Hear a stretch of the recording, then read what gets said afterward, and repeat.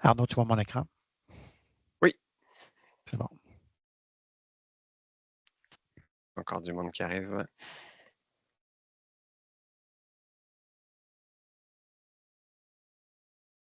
Mais il est 12h15. Bon, on commence.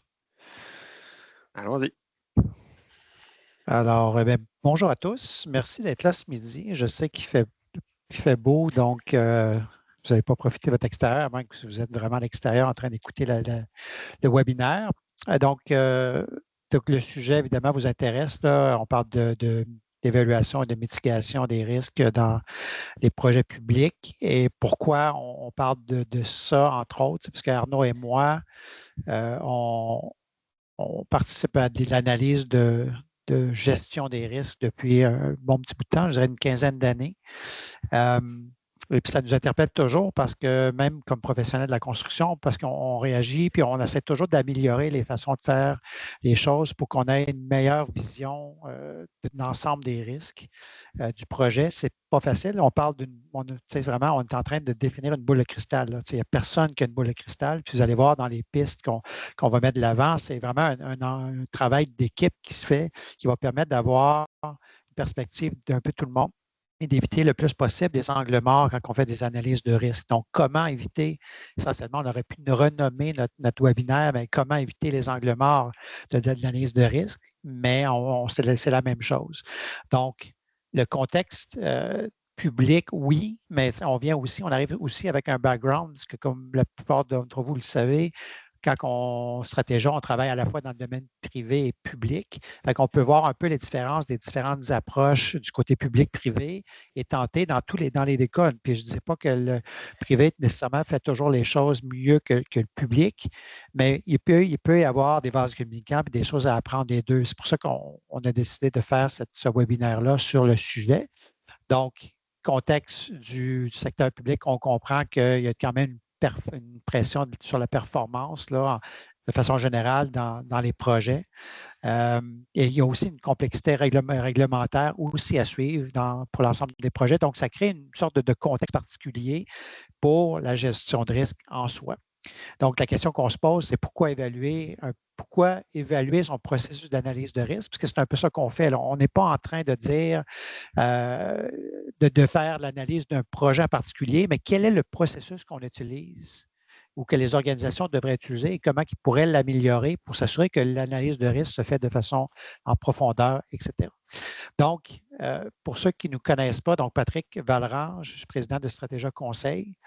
Et on a fait, comme je vous ai dit, ça fait plusieurs années qu'on fait de l'analyse de risque, mais je vais peut-être laisser Arnaud te présenter parce que c'est toi, je dirais que tu as commencé peut-être ta carrière en 2012-2013, là, puis m'expliquer un peu les différents mandats que tu as faits, en commençant par le ministère des Transports. Oui, parfait. Ben, écoutez, effectivement, bonjour à tous. Donc, Arnaud Roger, Stratégia Conseil, un des associés aussi du bureau. J'ai commencé ma carrière en 2010, Patrick. Ça fait longtemps. Oui, oui. Oui, c'est ça. Donc, moi, je suis spécialisé en gestion de projet, puis je fais beaucoup d'analyse de risque dans les dossiers. Effectivement, j'ai fait plusieurs mandats, notamment avec le ministère des Transports, une formation où j'ai formé l'ensemble des directions territoriales, donc les 14 DT. Je me suis baladé à travers le Québec pour former tout le monde, fait des analyses de risque dans toutes ces régions-là pour le ministère des Transports, mais aussi plusieurs mandats avec l'Université Laval, la Ville de Québec. On a fait des mandats avec l'administration portuaire de Montréal aussi. Ministère des Transports, j'en ai fait plusieurs. Bref, quand même beaucoup de dossiers impliqués, l'autoroute métropolitaine, etc. Donc, des gros dossiers. Donc, quand même une belle expérience, expertise en gestion de risque de mon côté. Oui. C'est parfait, merci. Merci Arnaud. On va se lancer dans le vif du sujet. Pour ceux qui ont déjà vu certaines de nos chroniques sur l'analyse de risque, cette photo-là, elle parle à beaucoup de gens. C'est les pièges avec la souris qui se faufile à travers les pièges pour aller chercher le fromage. Donc, elle est très représentative de la gestion des risques.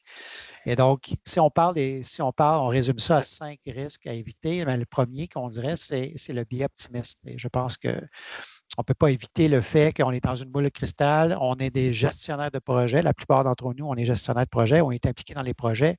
Pour entreprendre quelque chose, comme n'importe quoi dans la vie, il faut être optimiste. Je veux dire, on ne développe pas un projet ou ça peut être développé aussi une entreprise, peu importe. Quand on n'est pas optimiste, il faut avoir un biais optimiste. Mais quand on est en analyse de risque, il faut mettre un autre chapeau.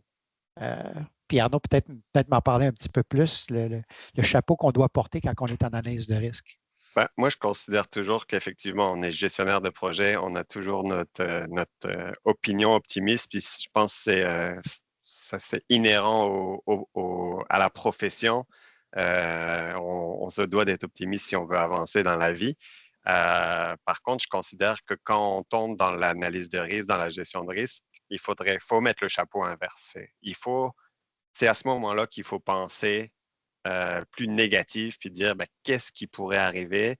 Puis il faut, à mon avis, être plus pessimiste que pas assez dans ce genre d'exercice, parce que sinon, ça donne des données biaisées et puis on se réserve des contingences trop faibles, on n'anticipe pas des échéanciers qui peuvent se prolonger. Parce que finalement, c'est ça notre métier, là, c'est gérer du risque. Là. Une fois qu'on est planifié, un gestionnaire de projet il a fait sa planification, tout le reste, c'est du risque. Là. Fait que tout ce qui va nous faire dévier, c'est ce qu'on n'a pas prévu, c'est ce qui arrive qu'on n'a pas anticipé. C'est ça qui. Donc, à ce moment-là, l'analyse de risque, moi, le conseil que je donnerais, c'est enlever votre chapeau d'optimiste, puis c'est à ce moment-là qu'il faut être un peu plus pessimiste, justement.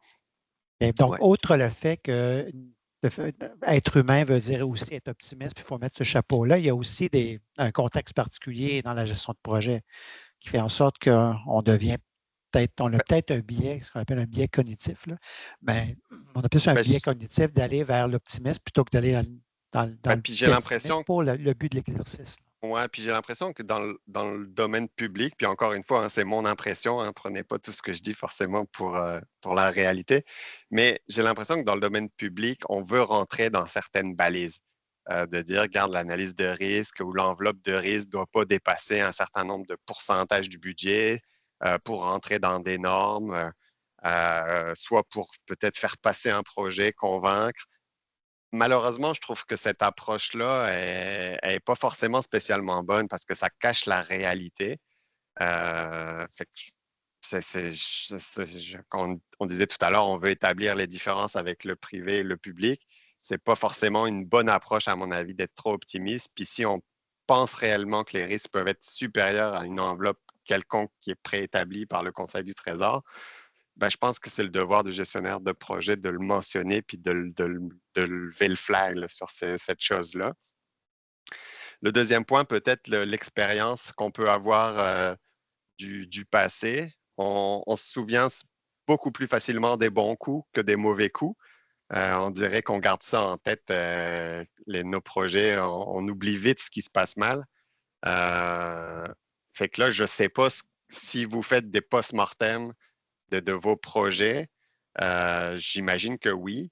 Je trouve que c'est une bonne idée de garder en tête dans les post-mortem les risques qui se sont produits sur vos projets, garder l'expérience passée, puis en même temps, ça nous donne aussi sur des projets comparables de dire, regarde, si on a fait l'analyse de risque, on peut-tu la ressortir? Quels risques se sont produits? Qu'est-ce qu'on a fait? Ça nous donne un peu un historique, puis on peut aller piger dans les projets les plus comparables possibles. Un projet étant unique, ce n'est pas toujours évident d'avoir des comparables. Alors, baser notre analyse de risque sur un projet qui n'est pas similaire, des fois aussi, ça crée des problématiques.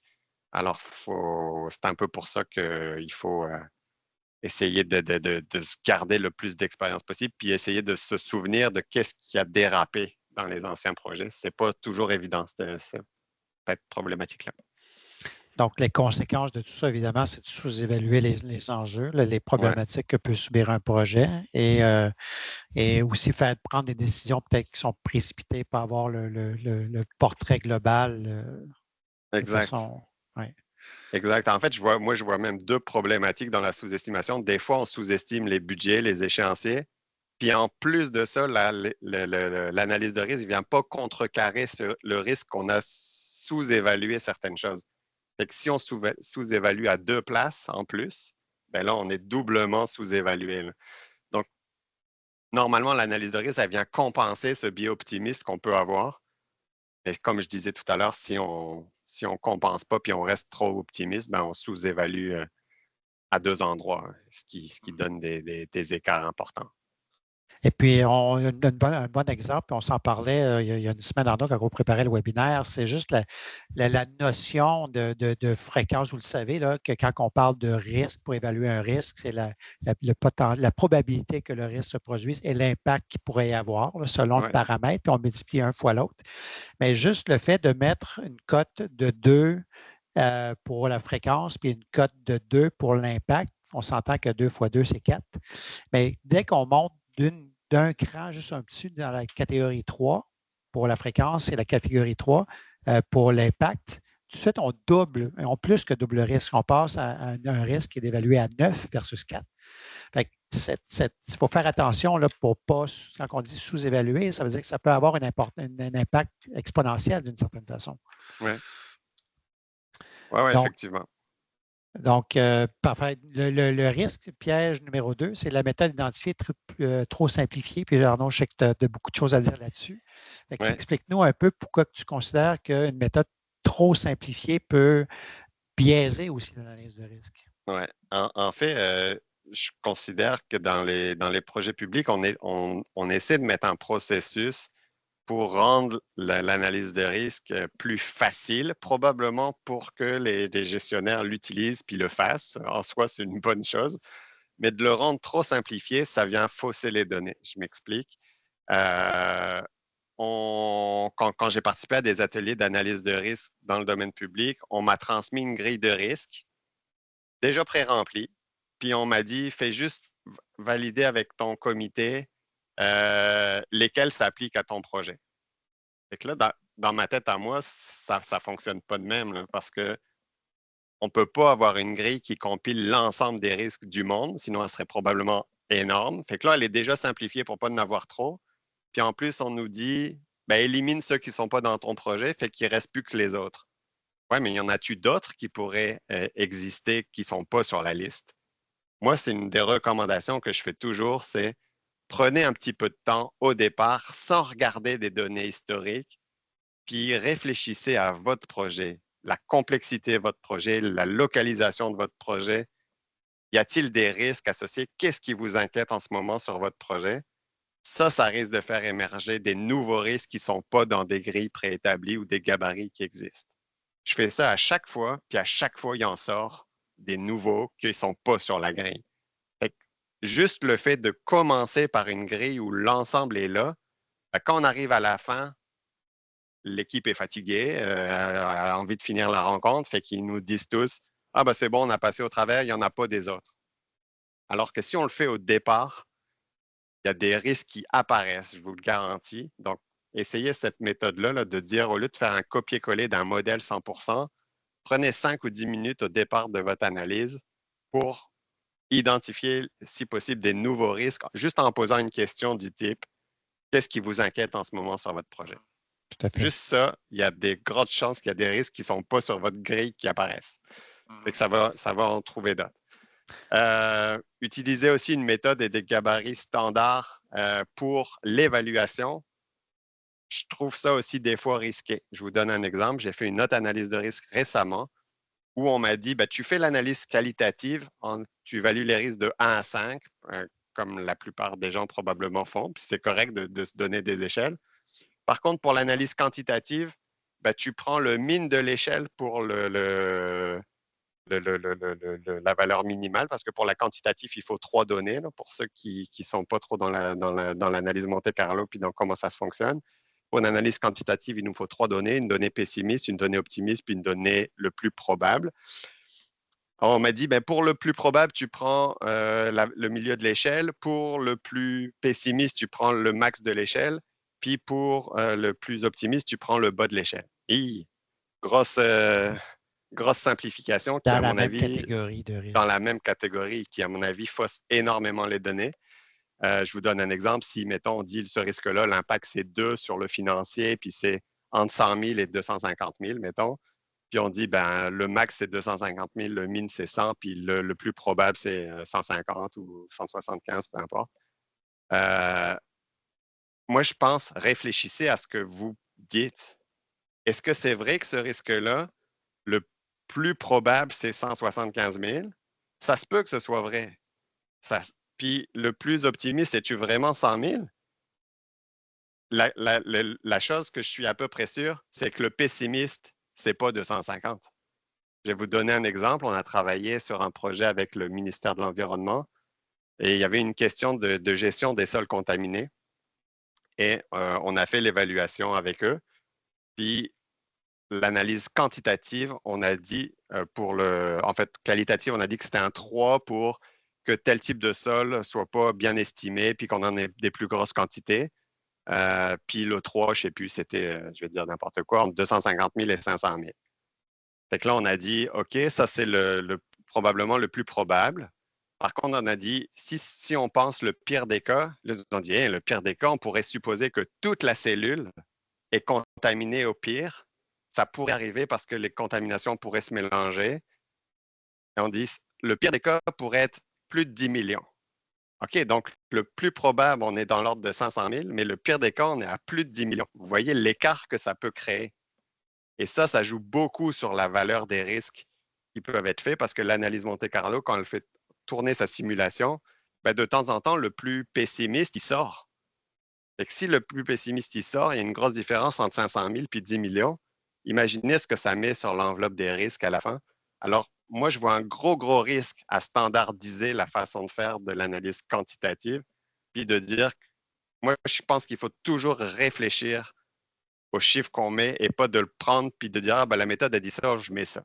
À mon avis, c'est une grosse simplification qui va fausser les données de manière conséquente. Puis le dernier élément, Arnaud, c'est que, selon ton expérience aussi, c'est le fait, parce qu'il y a des méthodes d'analyse de risque où on répartit les catégories de risque par Ouais, thème et on les refile à un groupe de d'experts. spécialistes qu'on pourrait d'un groupe d'experts. Et toi, selon toi, ça peut fonctionner, mais ça a ses limites. Explique-moi. Exact. Ouais, en fait, le fait de faire l'analyse de risque par discipline, mettons les risques financiers, les risques techniques, les risques d'approvisionnement, euh, moi, je vois une grosse limite sur l'identification. La grosse valeur ajoutée, une des grosses valeurs ajoutées de la gestion de risque, c'est l'identification des risques en groupe collectif. Si on fait cette identification-là tous ensemble, l'ensemble de l'équipe prend conscience des risques des autres. Et il y a un proverbe qui dit un homme averti en vaut deux. Je sais que je l'utilise toujours en gestion des risques. C'est vrai. C'est-à-dire que si tu entends parler que tel autre groupe a un risque, mais que la cause, c'est potentiellement toi qui la détiens ou qui pourrait maximiser la chance que ça se produise ou que ça ne produise pas, bien, inconsciemment, l'équipe va travailler pour minimiser la cause du risque et éviter qu'il se produise. Si tu n'as pas conscience de ce que fait l'autre groupe, parce qu'ils font de manière séparée, puis on a beau dire, oui, mais on va leur transférer le registre. Ouais, on va leur transférer, OK, mais ils vont lire en diagonale. Ils ne vont pas bien comprendre la même chose que vous voulez dire. Et finalement, l'identification de ce risque-là, elle n'aura pas porté autant ses fruits.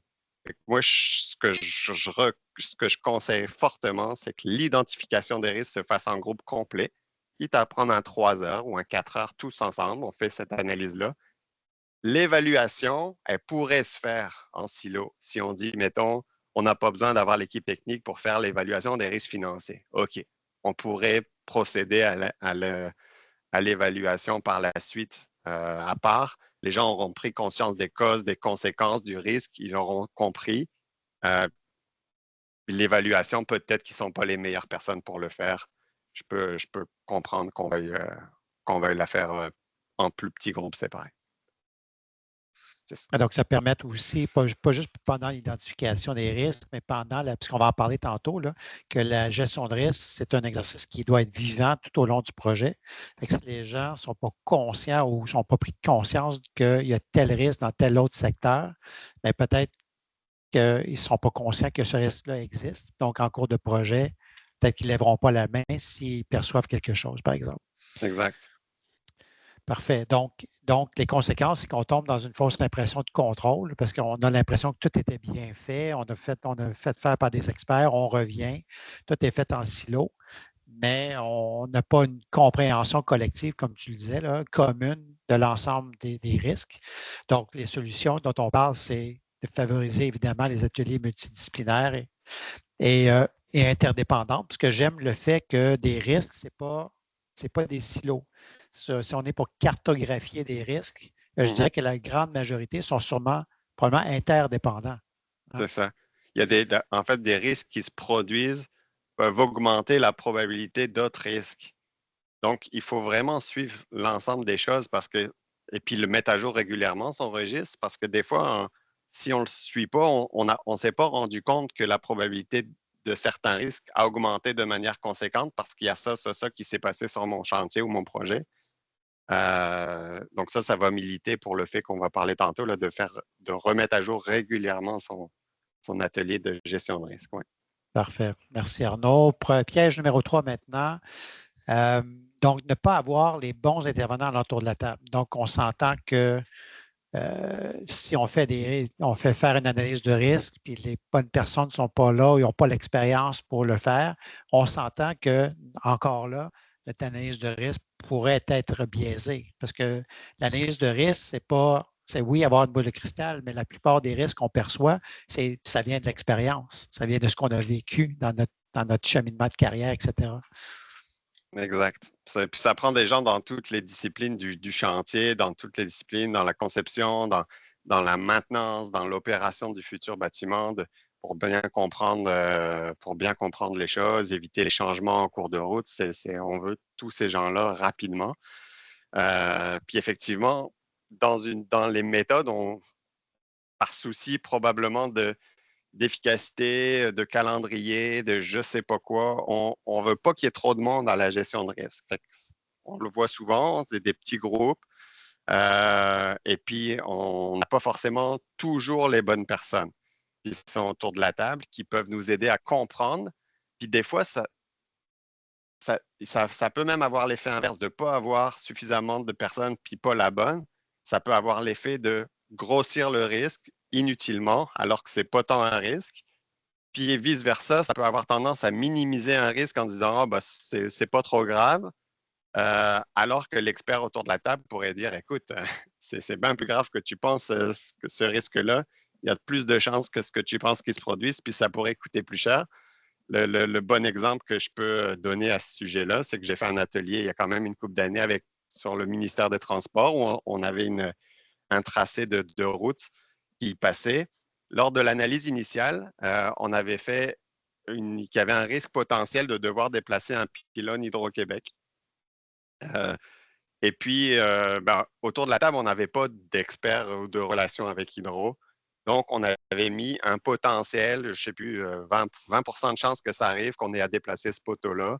Et puis, que ça coûte, je vais dire des bêtises, là, mais l'ordre de grandeur est probablement, 500 000. Fait qu'on doit déplacer un pylône, 20 de chances que ça arrive, 500 000. En mesure de mitigation, on avait quand même marqué de consulter l'expert et puis de l'approcher, de l'amener au prochain atelier qui était prévu dans 4 ou dans 5 mois, je ne me souviens plus. Puis j'ai eu la chance de faire le deuxième atelier de suivi 5-6 mois plus tard. Puis on avait l'expert autour de la table. Ce risque-là est arrivé. Et qu'est-ce il a mentionné? Il a dit, fais-moi voir le tracé, je veux bien comprendre. Il a regardé, il dit, écoute, c'est le pylône sur lequel vous vous posez la question, c'est pas peut-être, c'est sûr qu'il faut le déplacer. Puis c'est pas 500 000 que ça coûte, c'est 2 millions. Encore une fois, retenez l'ordre de grandeur. Je me souviens que c'était x4. Je ne me souviens plus le chiffre exact, mais c'était ça. Et puis, il a dit, by the way, celui qui est là, celui-là aussi, je suis à peu près sûr qu'il va falloir le déplacer. Fait qu'on est passé d'un risque de 20 peut-être à 500 000 sur 2 millions, puis peut-être probablement un autre 2 millions aussi. Fait que vous voyez l'importance de se poser la bonne question, d'avoir la bonne personne qui connaît. Puis en même temps, ça rassure tout le monde que cette personne-là connaît la chose, sait où est-ce qu'on s'en va. Je comprends que ça a rajouté des sous dans le budget. Ce n'était pas une bonne nouvelle pour le projet, mais en même temps, c'est une bonne nouvelle pour la planification. on sait que c'est ça que ça va coûter. Donc, pas la peine de se mettre des œillères puis de continuer en pensant que ça va être peut-être 500 000. On est à peu près sûr que ça va être 4 millions. C'est un peu ce que je veux amener, d'avoir les bonnes personnes. Ils vont, avec leur expérience, vont avoir l'heure beaucoup plus juste sur la valeur des risques puis la valeur de ce que ça vaut. Puis on se parlait de ça aussi. On sait qu'il y a toujours un core team, si on peut dire, qui fait l'analyse de risque avec certaines parties prenantes. Mais comme tu le dis, dans ta mesure de mitigation, tu l'avais bien identifié, c'est validé par un expert. Exact. Donc, ils n'ont pas besoin, dans un cercle d'analyse de gestion de risque ou d'analyse de risque, pas besoin d'être là à la table pendant peut-être toute la journée, parce qu'on doit le consulter sur un enjeu en particulier. Donc, le but de l'exercice, c'est d'aller loin, de lui proposer, mais il a juste besoin d'intervenir pendant 15 minutes. Ça peut se faire à l'extérieur de l'analyse de risque. Donc, on est quand même dans l'efficacité, on s'entend, mais on va solliciter les bonnes personnes, valider des choses, valider les hypothèses, puisqu'on s'entend que quand on est en analyse de risque, on met beaucoup d'hypothèses, de valider que nos hypothèses puis notre vision de la chose est juste et d'adapter ou de corriger aux besoins. Exact. Puis peut-être aussi le fait de ce qu'on a mis en bas, là, le processus de gouvernance. Assurez-vous que les gens valident ce que vous faites, qu'il y ait une validation de quelques personnes. J'ai des fois l'impression, puis encore une fois, c'est une impression, hein, peut-être que je me trompe complètement, mais qu'on fait l'exercice pour faire check down, c'est fait.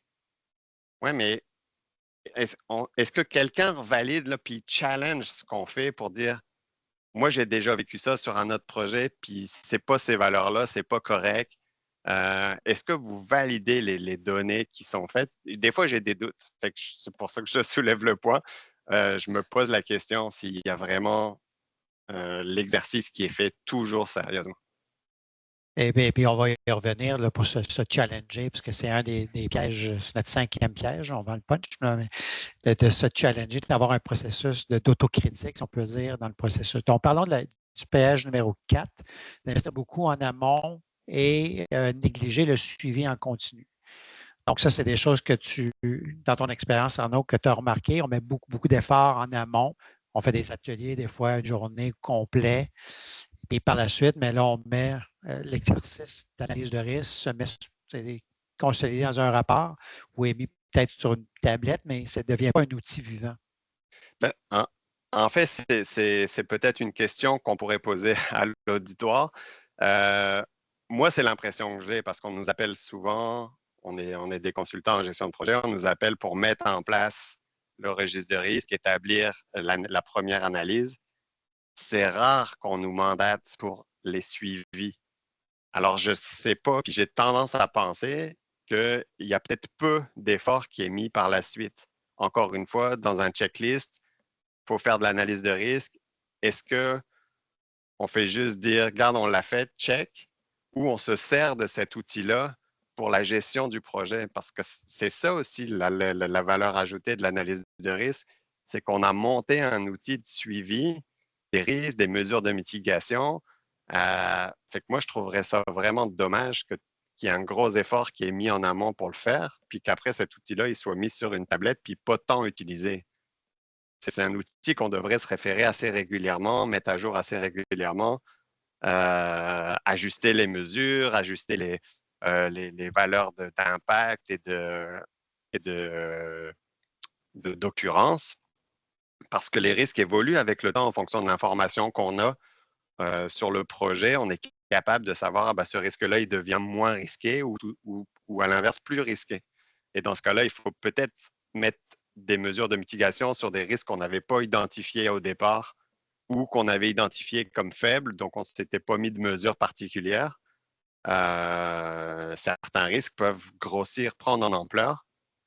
Donc, c'est un peu ma question aujourd'hui. Puis peut-être, je ne sais pas si on veut le faire à main levée ou quoi, là, voir si mon opinion, elle est, elle est réelle Donc ou pas. ta question, Arnaud, c'est est-ce qu'on peut la poser comme ça? Est-ce que lever la main ceux qui font de l'analyse de risque en amont et ne font pas, disons, comme ça, le suivi Régulier, ouais. tout au long du projet? Est-ce que à la main levée, vous pouvez cliquer sur la main levée? Les gens qui on va voir apparaître les noms de vendeurs. Donc, les gens qui sont vraiment, que vous voyez dans vos organisations, là, que oui, on fait l'analyse de risque, vous le faites correctement en amont, mais très peu ensuite par la suite. Donc, je vois que 3 personnes ont levé la main. 4. OK. Fait qu'on n'est quand même pas dans la grande majorité de l'audience. Okay. Fait que ce qu'on comprend, c'est que la grande majorité, vous vous servez de l'outil, puis vous mettez à jour vos analyses de risque régulièrement. Là. Je ne sais pas, aux 4 mois, aux 6 mois, vous retenez des ateliers avec votre tout au comité long de du gestion de risque. projet, incluant la conception jusqu'à la fin des travaux là, qui peuvent durer des fois 2-3 ans. Oui, on pourrait peut-être faire le sondage en sens inverse pour être sûr que tout le monde écoute. On pourrait. On pourrait lever la main. Pour ceux qui considèrent que l'analyse de risque, vous le faites dans vos organisations, je ne dirais pas sur tous vos projets, mais les projets importants, que vous le faites tout au long du cycle de vie des projets. Levez la main pour ceux qui le font. 2, 3. Bon. Donc, c'est égal. C'est égal. Je comprends. Fait qu'il n'y a pas plus. Cette petite échantillon. Fait que c'est à peu près, donc dans ce cas-là, on peut dire moitié-moitié, mettons. La moitié des gens le font en amont une fois, puis l'autre moitié le font un peu plus régulièrement. C'est un peu ça que je pense aussi, c'est qu'il y a quand même beaucoup d'organisations qui n'utilisent pas l'outil pour le suivi. À mon avis, c'est dommage. Là. C'est, comme tu le dis là, on le fait en second plan, puis on s'en sert. On s'en sert juste pour dire, regarde, on l'a fait au début, on nous l'a demandé dans, je sais pas, dans le dossier d'affaires, on nous a demandé ça, on l'a fait, puis on l'a fait, puis on s'en sert pas. C'est dommage. Oui, tout à fait. Et puis, on dit pourquoi on le fait comme ça? Mais le manque de ressources, évidemment, une pression à livrer. Il faut livrer un projet, il faut le faire rapidement. On avait eu un webinaire il n'y a pas longtemps, on parlait de planification stratégique et prendre le temps de bien faire les choses, mais l'analyse de risque, c'est la même chose. Ça fait partie de cette réflexion-là. Et même qu'on amenait cette notion-là de qualité totale, parce que pour ceux qui connaissent le Toyota Way, c'est la méthode d'amélioration continue qui a été utilisée dans le monde manufacturier.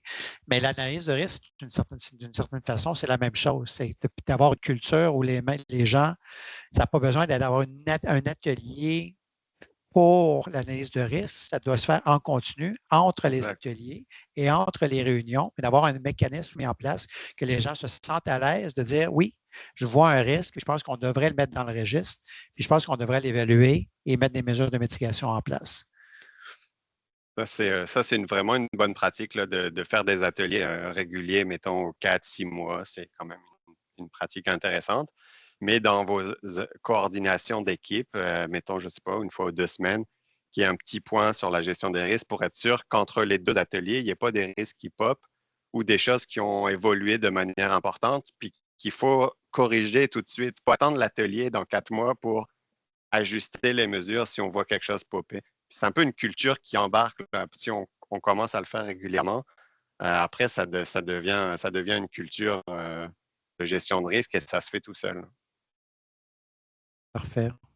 Solution, Arnaud, donc intégrée avec gouvernance active, donc comme tu le mentionnais, des réunions périodiques, des points de suivi. Donc, c'est vraiment de garder vivant cet outil-là qui est un outil formel d'une gestion de risque. La plupart de nous font intuitivement, mais on le fait dans notre tête à nous. L'outil permet de partager, d'échanger et d'avoir une vision commune de l'ensemble des risques. C'est ça l'avantage d'avoir un outil ou un processus collectif. Exact. Puis le dernier point est bon aussi de dire, c'est pas juste le chargé de projet, le gestionnaire de projet qui a en charge la gestion des risques. Donc, chacune des mesures de mitigation, il devrait avoir des responsables. Puis ces gens-là, ça devrait être actif, le suivi qu'ils font sur les risques. On ne devrait pas le mettre au début comme responsable puis pas lui parler pendant 2 ans. Là. Ça ne devrait pas être ça. On devrait de temps en temps avoir des échanges pour valider l'efficacité des mesures de mitigation. C'est une autre chose. Si ce n'est pas efficace puis que ça ne sert à rien, ce qu'on fait, ben, arrêtons de dépenser de l'effort inutile. Là. Donc, c'est aussi ça les mesures, donc faire le suivi pour s'assurer que ça fonctionne. Puis si ça ne fonctionne pas, il y en a-tu d'autres qu'on pourrait faire qui, eux, pourraient fonctionner? Parfait. 5e piège, Arnaud. Piège que j'aime beaucoup, cette notion-là de se challenger. On sait, tu l'as vécu, donc l'esprit d'équipe. Donc, c'est vraiment pas un processus où Ce n'est pas juste l'expert en tant que tel qui doit se prononcer sur quelque chose. C'est ça ce qu'on voit souvent dans les ateliers. La personne qui a le plus de connaissances Ouais.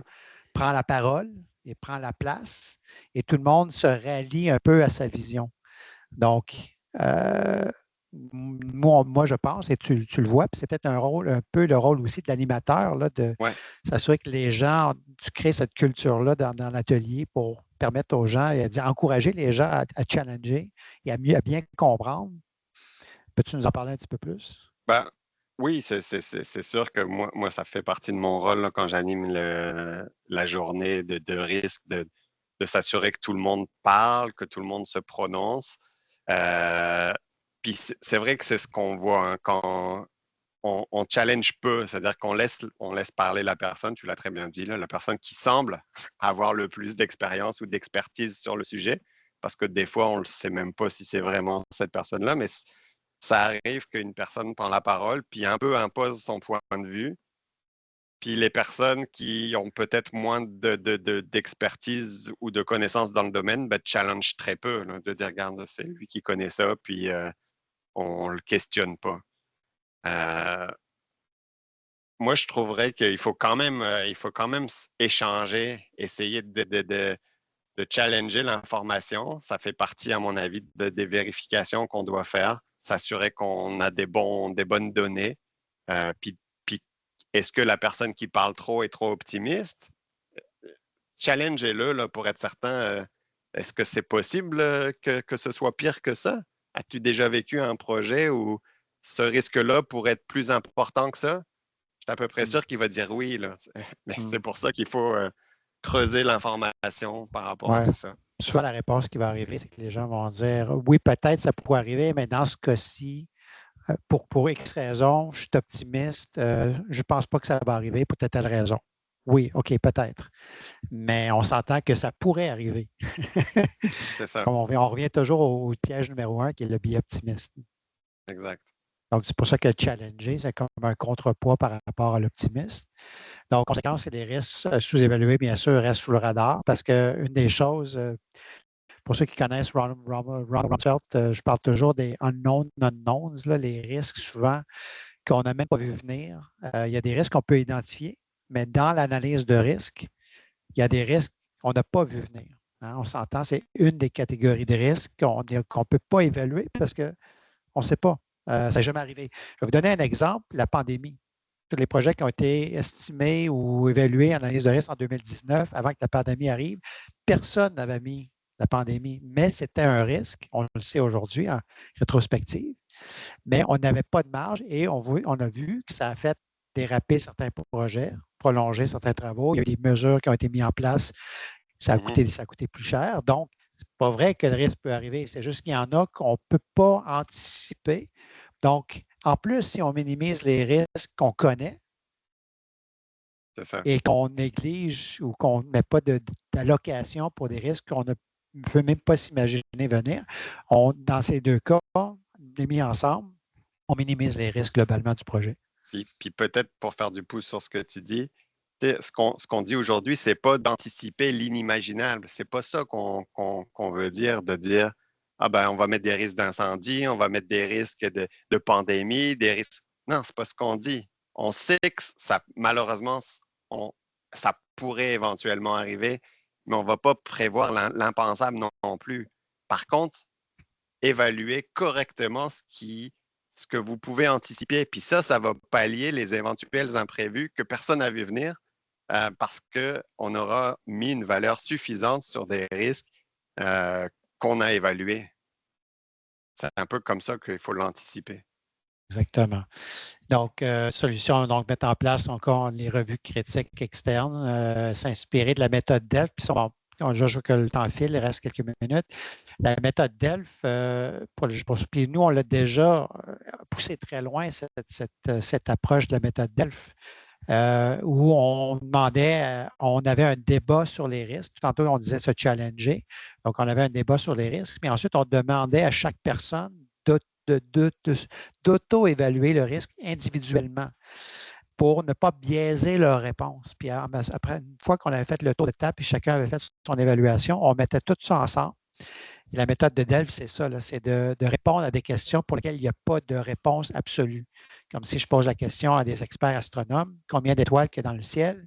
Chacun va donner une réponse et ce ne sera certainement pas la même pour chacun. Étant donné, après, on rassemble ça, on donne des statistiques, le maximum et le minimum maximum, et la moyenne, c'était ça. Là, on fait un deuxième tour de roue et les experts se reprononce sur la même chose et ajustent leur réponse en fonction de ça. Et le but de la méthode DELF, c'est de converger vers une réponse pour laquelle il n'y a pas de réponse absolue, mais sur laquelle les experts s'entendent. Ça peut permettre, par exemple, si on fait une analyse de risque, une évaluation, si tout le monde met un 3 pour un risque, ben on s'entend qu'on ne challenge pas grand-chose. Tout le monde a mis 3, tout le monde s'entend que le risque est moyen pour cette catégorie-là. C'est parfait. Pas besoin de deuxième tour de roue dans ce cas-là. Par contre, si la moyenne, c'est 3, mais il y a des 1 et des 5, ben là, c'est pas pareil. C'est-à-dire pourquoi une certaine partie de l'audience pense que c'est très peu probable ou que c'est très peu risqué, puis une autre partie qui pense que c'est méga risqué. Et que là, on veut faire parler ces gens-là pour dire c'est quoi ta compréhension, pourquoi tu l'as évalué de même, puis pourquoi toi tu l'as évalué de même. Puis suite à ces échanges-là, ben là, on peut faire voter les gens. Est-ce que c'est les gens qui avaient mis un qui vont plus tendre vers le 3, 4, 5 ou l'inverse parce qu'on a mieux compris puis on a mieux. Mais ça va changer, c'est sûr. Ça m'étonnerait que les gens campent sur leur position suite à l'échange et à la discussion qu'on a eue. C'est un peu ça la méthode DELF. Exactement. Très, très, très, très, très utile. Donc, on a 45 minutes ou presque. Donc, rapidement, les 5 pièges, puis après, on peut passer à quelques questions là, si les gens en ont en chat. Ça va être peut-être plus facile. Puis encore, je répète, je vous le dis, si vous avez d'autres questions, vous voulez nous écrire, il n'y a pas de problème, on va pouvoir vous répondre par la suite si on manque de temps un peu. Donc, les 5 pièges qu'on voit, c'est le biais optimiste. Puis je pense que le biais optimiste est omniprésent dans tout ce qu'on a présenté aujourd'hui. En fait, Arnaud l'a bien dit, là, oui, on est optimiste dans la réalisation de projets parce qu'on ne ferait pas de projet si on n'était pas optimiste, mais en même temps, l'exercice de risque, c'est de contrecarrer justement cet optimiste-là, puis mettre notre chapeau de pessimiste, puis voir ce qui pourrait arriver. Donc, le premier piège, c'est ça. Ensuite, la méthode identifiée, c'est de la simplifier. Puis Arnaud, tu peux ajouter des choses si je vais trop vite, là. Mais c'est de simplifier la méthode et d'éviter ou d'empêcher les gens d'avoir une certaine créativité par rapport au processus, de sortir un petit peu. Fait que oui, ça facilite quand on simplifie, mais on pourrait passer à côté de certains risques si on est trop dans la simplification. Et pas avoir les bons intervenants autour de la table. L'exemple d'Arnaud au niveau de l'expert d'Hydro-Québec, c'est un très bon exemple. Il pourrait sûrement en avoir d'autres. Donc, n'hésitez pas dans votre processus de mettre dans vos mesures de mitigation, de valider par certains experts qui pourraient confirmer ou infirmer certaines de vos hypothèses. Investir, évidemment, le piège, c'est qu'on investit beaucoup de temps en amont, mais on ne fait pas tous les suivis nécessaires en cours de route de façon périodique pour faire évoluer et mettre à jour de façon continue notre analyse de risque. Et le dernier élément, c'est, puis Arnaud, vous l'entendez par son petit accent, l'esprit critique français de son éducation. Donc, d'avoir cet esprit critique-là, de challenger les autres, puis de ne pas juste accepter ce que la personne nous dit, mais vraiment de pouvoir bien comprendre l'affaire, poser des questions, puis espérons qu'en bout du processus, on a une boule de cristal là, qui est la plus réaliste, si on peut dire, possible par rapport à l'analyse des risques. Donc voilà notre webinaire. Je pense que ça résume bien ce qu'on a mentionné aujourd'hui. Donc, est-ce que les gens, là, je n'ai pas l'écran devant moi, mais est-ce que les gens ont des questions en particulier, des sujets qui vous étiez pertinents ou que vous avez des questions? Ou... Dans le chat, il n'y en a pas. Pas encore, non. Il dit, ben, il y a des commentaires, peut-être que certains ne font pas d'analyse de risque, mais ça aurait pu être une question qu'on pose. Nous, on présumait que l'analyse de risque se fait systématiquement. Dans le PMBOK, c'est depuis 20 ans que ça existe comme mécanisme. Mais peut-être que d'autres qui n'en font pas. Puis je pense qu'il faut aussi adapter l'analyse de risque à l'échelle du projet. Là, on s'entend que des projets de plusieurs milliards de dollars, mais on va faire peut-être un exercice plus pointu. Puis aussi, ouais, c'est encore drôle. Mais des méga-projets, on s'attend qu'au niveau de l'échelle, on va mettre plus d'efforts. puis des plus petits projets, on va peut-être être plus efficace dans la façon de faire. Puis donc voilà. Puis Arnaud aussi, l'autre chose qu'on n'a peut-être pas discuté, c'est les modes de réalisation aussi, là. On en a parlé peut-être dans un autre webinaire où Ouais, quand on est en mode CCP, par exemple, ou des projets plus collaboratifs, mais la ouais. gestion de risque mais se fait d'une autre façon, parce que les gens s'approprient les risques, puis ils vont. Ouais, c'est un bon point, là. Les nouveaux modes collaboratifs, ils amènent un peu à un autre niveau l'analyse de risque, là. Je ne sais pas si beaucoup autour de la table en ont entendu parler puis l'ont déjà vécu, mais c'est quand même le fun là, de faire l'atelier avec l'ensemble des parties autour de la table, puis après de se répartir la responsabilité de chaque risque. Quelle entité est la meilleure pour gérer ce risque-là? C'est des belles notions là, qu'on a rarement l'occasion de voir, notamment parce que dans les contrats entrepreneur général ou quoi, les contrats sont déjà signés quand l'entrepreneur arrive, là. Tandis que dans les modes genre un peu plus collaboratifs, ben, les prix ne sont pas fixes tant que tous les exercices ne sont pas faits. Fait en fonction de qui prend le risque, comment on se le sépare, ben, ça va jouer sur l'évaluation du coût du contrat. Donc, l'exercice se fait de manière intéressante. Puis on voit que dans ce domaine-là, ben, des fois, le public est prêt à en prendre un petit peu plus pour payer moins cher son projet. Alors que quand on fait un contrat forfait, ben, on veut refiler tout le risque à l'entrepreneur. Puis des fois, on se demande pourquoi ça coûte cher. Ben, il y a peut-être un peu de réponse là-dedans.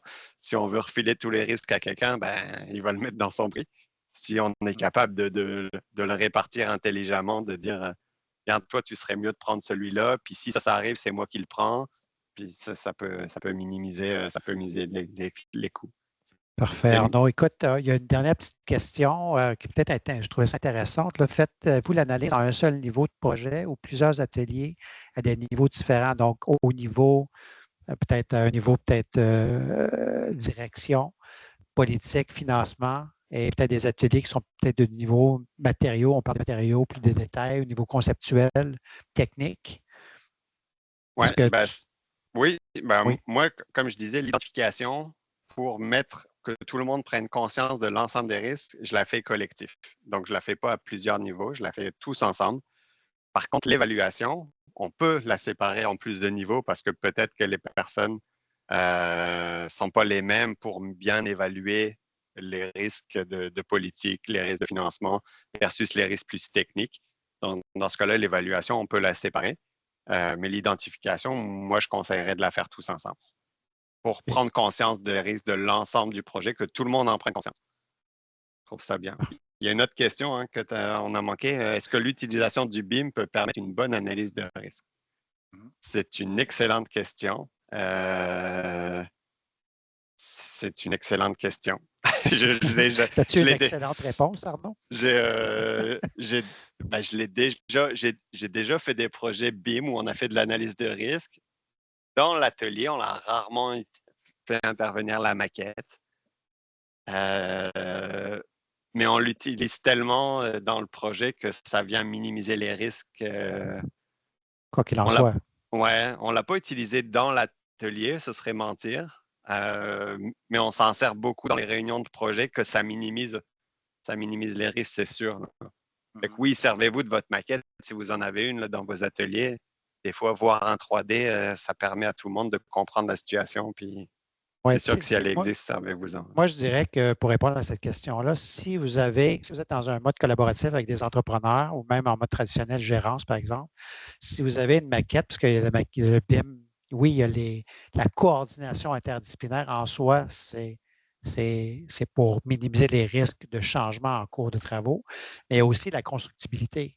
Donc, regarder une maquette chantier, comment l'entrepreneur prévoit mettre en œuvre son projet et de voir s'il pourrait y avoir des risques. Ça pourrait être intéressant pour le faire, mais on ne l'a pas vu. On ne l'utilise pas. En tout cas, moi, je ne l'ai jamais vu non plus.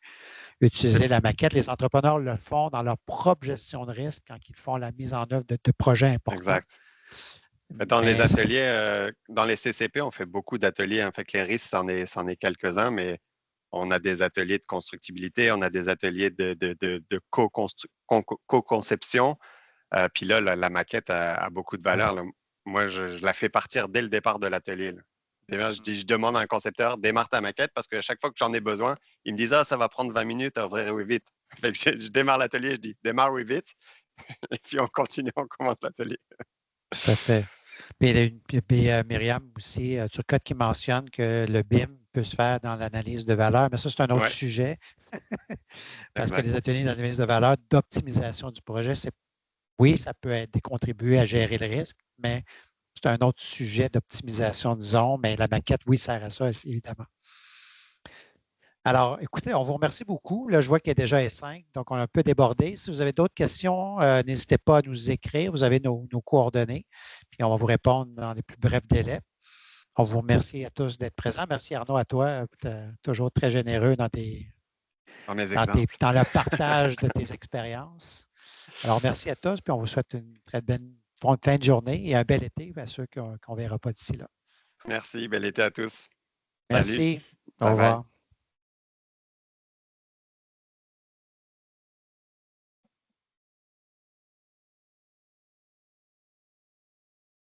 Je pense qu'on peut éteindre l'enregistrement.